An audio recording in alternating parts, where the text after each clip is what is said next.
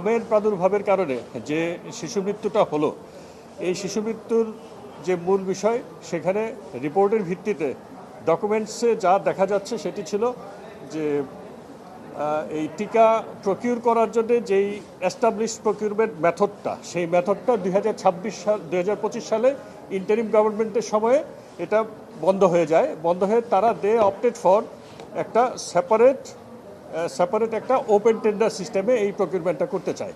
তো এই প্রকিউরমেন্টটা করতে যাওয়ার কারণে ইন্টারিম যেই অ্যারেঞ্জমেন্টটার প্রয়োজন ছিল, সেই ইন্টারিম অ্যারেঞ্জমেন্টটা ছিল না, যার কারণে সাপ্লাই শর্টেজ হয়েছে এবং এই সাপ্লাই শর্টেজ থেকে এই প্রাদুর্ভাবটা হয়েছে। পর্যাপ্ত টিকা ছিল না। তো এই বিষয়টিকে সামনে রেখে, যেহেতু কোমলমতি শিশুগুলি মারা গিয়েছে, এরা হচ্ছে সবচেয়ে vulnerable citizens of our country, এটা হচ্ছে বাংলাদেশের ভবিষ্যৎ। তারা মারা গিয়েছে এবং সারা জাতির বিবেক এখানে দংশিত হয়েছে।